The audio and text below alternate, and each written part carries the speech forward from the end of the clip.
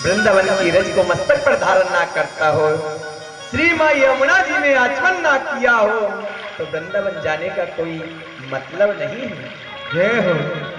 इसलिए कभी भी वृंदावन जाने का परम सौभाग्य प्राप्त होता है तो वहां पर भगवान का दर्शन तो प्राप्त करना ही है, लेकिन यमुना जी में जाकर के आचमन करो, बाकी रज को मस्तक पर धारण करो। जिस रज पर भगवान रास रचाए करते थे, अनेक लीलाएं की है भगवान ने ब्रज क्षेत्र के अंदर।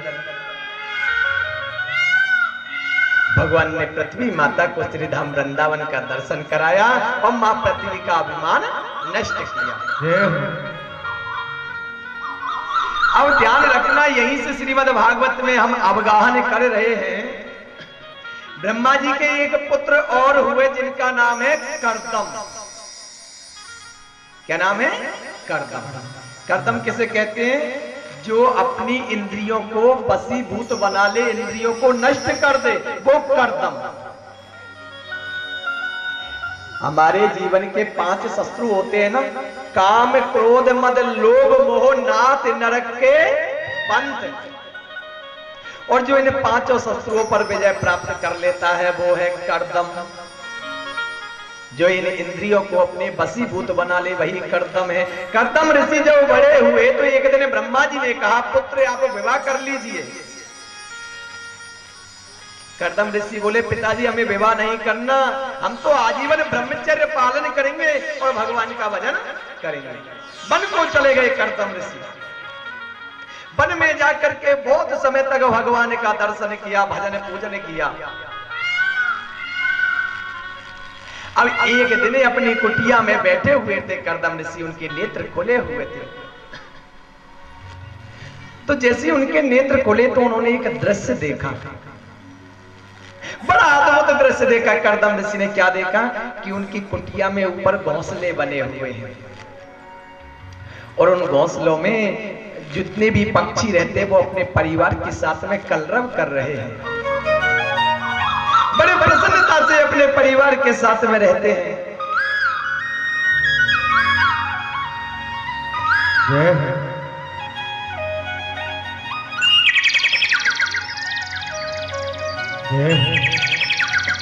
अपने परिवार के साथ में प्रसन्नता पूर्वक वो पक्षी रहते हैं। तो कर्दम ऋषि के मन में काम भावना जागृत हो गई। मन में सोचने लगे, देखो ये पक्षी भी अपने परिवार के साथ में रहते हैं, एक हम हैं जो यह भगवान के भजन में लगे हुए हैं, अकेले पड़े हुए हैं। हमारा भी परिवार होना चाहिए। और जब ये विकार उत्पन्न हुआ प्रभु कर्दम ऋषि के मन में, तो आज तक भगवान का भजन कर रहे थे कि प्रभु की सानिध्य मुझे प्राप्त हो जाए, गोविंद के चरणों का दर्शन प्राप्त हो जाए। परंतु आज भजन वापस पलट दिया कर्दम ऋषि ने। आज भजन प्रारंभ किया किसके लिए? कि प्रभु की कृपा से मेरा विवाह हो जाए। बोलो राधे राधे। विवाह के लिए भजन प्रारंभ कर दिया। और जब मेरे ठाकुर जी ने उसको श्रवण किया तो मेरे गोविंद मुस्कुराने लगे। देखो ये बुढ़ऊ महाराज को बुढ़ापे में विवाह की चिंता हो रही है, लेकिन कभी कभी मेरे ठाकुर जी परिहास भी बहुत अच्छा कर लेते हैं। गोविंद ने जरा मात्र देर किए बिना और कर्दम ऋषि के सामने उपस्थित हो गए। ठाकुर जी कर्दम ऋषि से कहा, कर्दम ऋषि नेत्रों को खोलिए, देखो मैं आ गया। अब जैसे कर्दम ऋषि ने नेत्र खोले तो सामने मेरे गोविंद खड़े हुए हैं। प्रणाम किया, परंतु कर्दम ऋषि लज्जित हो रहे हैं। मन में भाव आ रहा है कि ठाकुर जी से कैसे कहें कि हमारा विवाह करा दो। और भगवान की झांकी को देखने के बाद तो ये विकार भी नष्ट हो गया कर्दम ऋषि का कि विवाह हो जाए। परंतु मेरे गोविंद लीला करने लगे। बोले, मुनि मांगिए, क्या मांगते हो? तो कर्दम ऋषि ने कहा, बोले प्रभु अब कुछ नहीं मांगना, बस आपका धाम मुझे प्राप्त हो जाए। ठाकुर जी कहने लगे, धाम तो अवश्य प्राप्त होगा, लेकिन कोई और कामना मांग लो। बोले प्रभु अब कोई कामना नहीं है मन के अंदर। तो मेरे गोविंद ने कहा तो हमारी बात तो रखनी आपको पड़ेगी। बोले क्या बात? बोले एक मनु महाराज है जिनका नाम है शंभु मनु,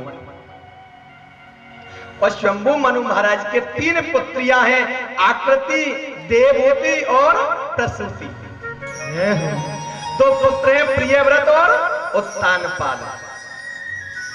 महाराज उनकी बीच वाली जो पुत्री है ना देवहूति, मैं उनके साथ में आपका रिश्ता फिक्स करके आया हूं। आपको मेरी लाज रखनी पड़ेगी। अब तो महाराज और लज्जित होने लगे करदम ऋषि। ठाकुर जी को तो सब कुछ पता है कि मैंने किसके कारण ये जप किया है, भजन किया है। बोले गोविंद मुझे क्षमा करना, मेरे मन में ये विकार उत्पन्न हो गया था, लेकिन यदि आप कहते हो विवाह के लिए मैं विवाह अवश्य करूंगा, परंतु आपको मेरी एक शर्त माननी पड़ेगी। बोले क्या शर्त है? बोले गोविंद मैं विवाह तो करूंगा, लेकिन मेरे घर में पुत्र बन करके आपको ही आना पड़ेगा। जय हो। ठाकुर जी ने कहा बोले ठीक है। मेरे गोविंद वैकुंठ को चले गए, उधर मैया देवहूति के साथ में और करदम ऋषि का पानी ग्रहण संस्कार हो गया। लेकिन ठाकुर जी की कृपा को कोई नहीं जानता कब कृपा बरस जाए वो गोविंद की। करदम ऋषि के पुत्र तो एक भी नहीं हुआ, और अब बेटियां होने लगी, और एक एक करके 9 बेटियों ने जन्म लिया करदम ऋषि के घर में। पुत्र नहीं हुआ है अभी तक। और वो जितनी भी कन्या हैं एक से एक बढ़कर है। मारे कला, अनुसुईया, अरुंधति सब बड़ी बड़े ऋषियों को लिए ब्याही गई है कन्या। कोई मरीचि के लिए, कोई कश्यप के लिए ब्याही गई है महाराज, कोई वशिष्ठ मुनि के लिए ब्याही गई है। एक दिन करदम ऋषि कहने लगे गोविंद तेरी लीला को कोई नहीं जानता। मैंने कहा था पुत्र बन करके आना, लेकिन अभी तक कोई पुत्र नहीं आया है। भगवान ने करदम ऋषि की विनम्रता को स्वीकार किया, और स्वीकार करके मैया देवहूति के गर्भ में 10वां गर्भ आ गया। प्रसव का वेग 9वें महीने में आया, और उस बालक ने जन्म ले लिया, और उस बालक का नाम था कपिल देव। बोले कपिल देव भगवान की जय हो। कपिल मुनि का प्राकट हुआ, मैंने आपको बताया था कि 24 अवतार की मैं एक एक करके आपको कथा श्रवण कराऊंगा। भगवान के 24 अवतारों में कपिल मुनि का अवतार हुआ।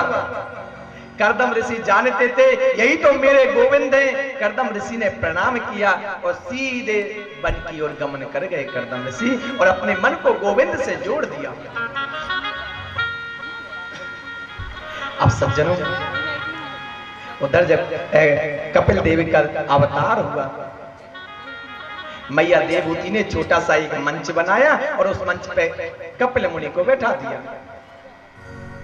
मैया नीचे बैठ गई, लेकिन मैया के मन में वात्सल्य भाव है, क्योंकि हमारी माता कभी नहीं चाहती कि मेरे पुत्र को कोई कष्ट प्राप्त हो, कभी नहीं चाहती। मैया देवहूति कहने लगी बेटा देखो तुम जन्म लेके तो बाहर आ गए, परंतु देखो यहाँ पे सूर्य की किरण पड़ती है, कभी यहाँ पे गर्मी पड़ती है, कभी सर्दी पड़ती है। तुम्हारी कोमल त्वचा इसको स्वीकार कैसे करेगी, सहन कैसे करेगी? जब मैया ऐसे विनम्रता कर रही थी तो कपिल मुनि कहने लगे मैया तुम क्या जानती हो कि प्राणी को बाहर आके कष्ट मिलता है, गर्भ में कोई कष्ट नहीं मिलता। लेकिन माता मैं सत्य कहता हूं, गर्भम वासम समम दुखम नम भूतो न भविष्यति। जीव को जितना कष्ट गर्भ के अंदर मिलता है उतना कष्ट ना तो कभी मिला होगा और ना कभी आगे मिलेगा। जय हो। मैया कहने लगी भैया जरा विस्तार से तो बताओ कैसे कष्ट मिलता है। बोले मैया जब बालक गर्भ में आता है धीरे धीरे वो एक मांस का पिंड बन करके गर्भ में आता है और अपना स्वरूप धारण करता जाता है, और जब उसके अंदर जीव का प्रादुर्भाव हो जाता है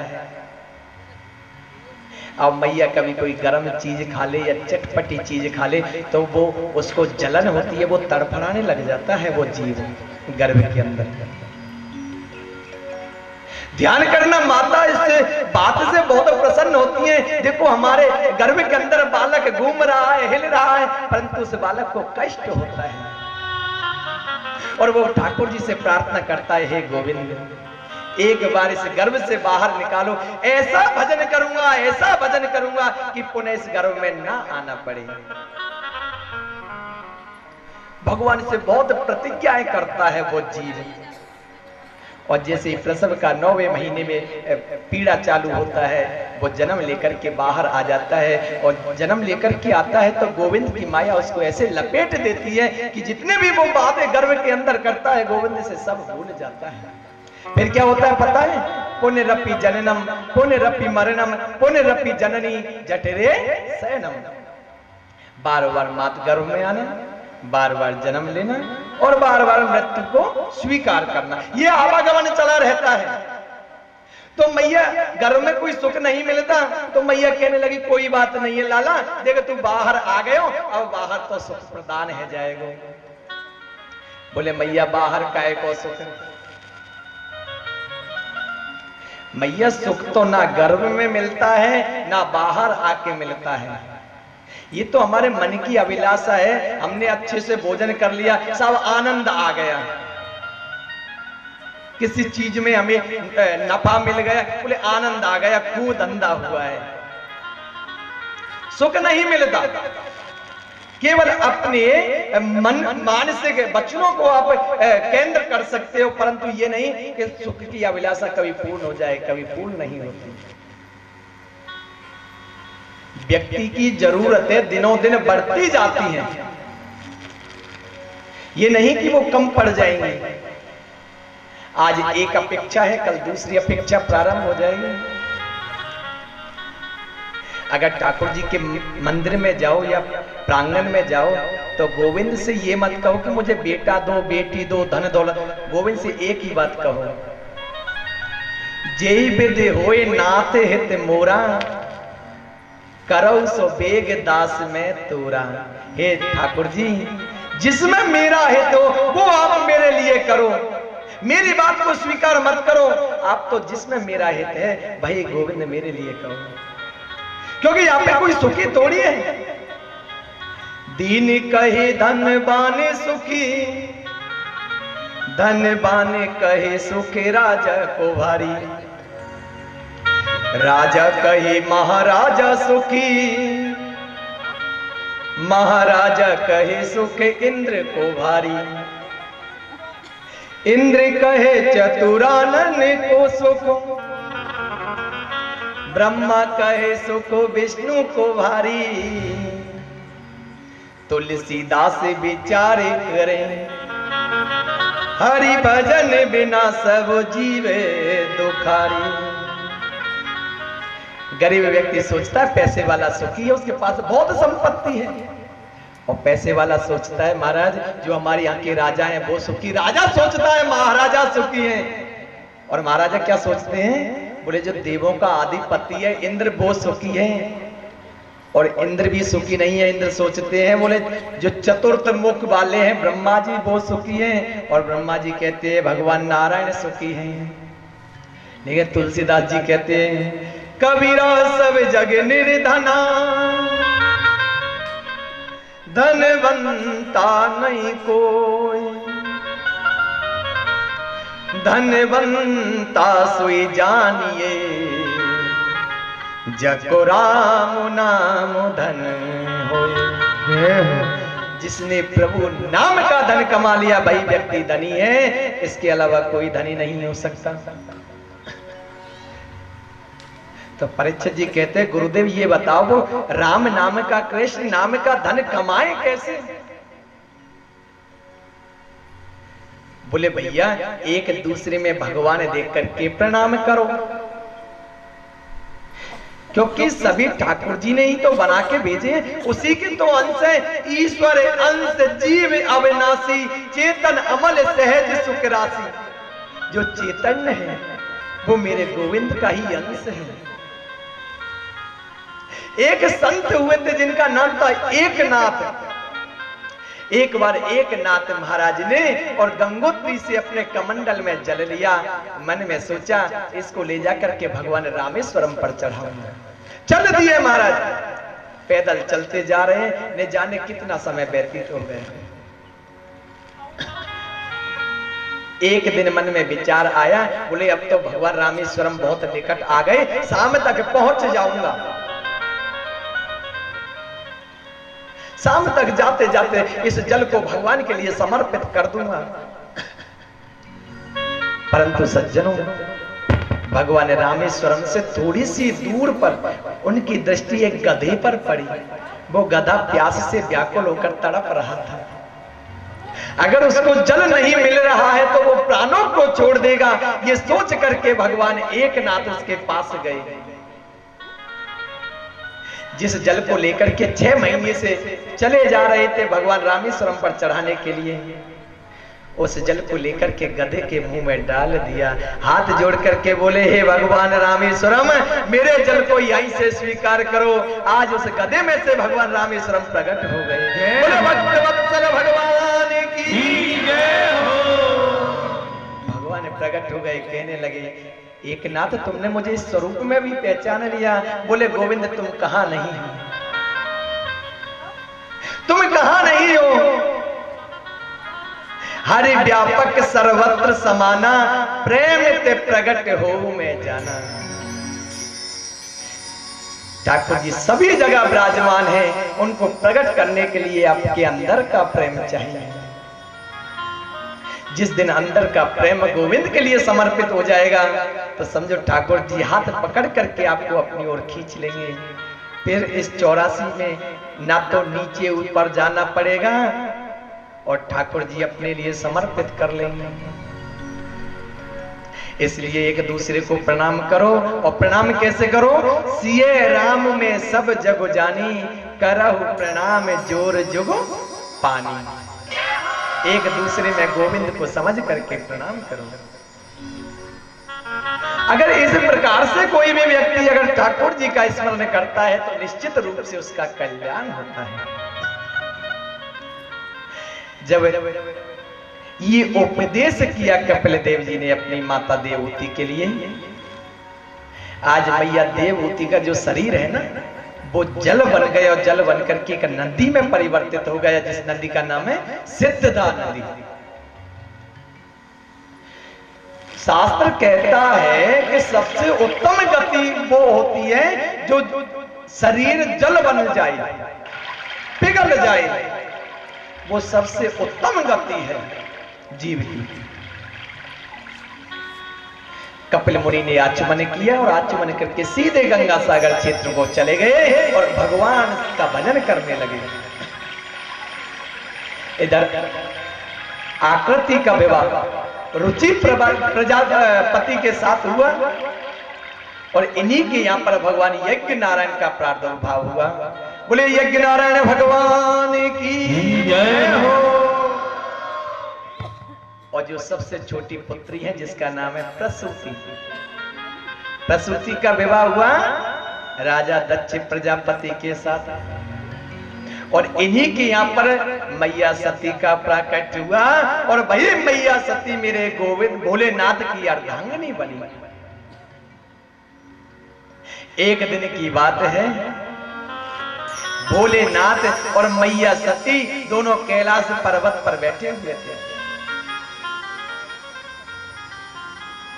जब कैलाश पर्वत पर दोनों बैठे हुए थे तो मैया सती की दृष्टि पड़ी कि अनेक अनेक विमान सज धज के ऊपर होके जा रहे हैं। मैया सती ने जब ये देखा, किन्नर नाग सिद्ध गंधर्वा बंधुन समेत चले सुर सर्वा, सारे के सारे किन्नर हैं, देवता हैं, अपने अपने परिवार के साथ में अपने अपने विमानों में आरूढ़ होकर के जा रहे हैं। तो मैया ने भोलेनाथ से कहा, पूछो तब से कयो बखानी, हे भोलेनाथ ये सब कहां जा रहे हैं? ये सुंदर सुंदर विमानों में आरूढ़ होकर के कहां जा रहे हैं? तो भोलेनाथ ने भी कह दिया, पिता जग के सुने कछु हरसानी, तुम्हारे पिताजी के यहाँ पर एक यज्ञ किया जा रहा है देवी, और ये सभी देवता उसमें जा रहे हैं। मेरे पिताजी के सती मैया बड़ी प्रसन्न हुई, बोले तब तो हमें भी वहां पे चलना चाहिए। भोलेनाथ ने कहा, देखो देवी, शास्त्र में स्पष्ट रूप से लिखा हुआ है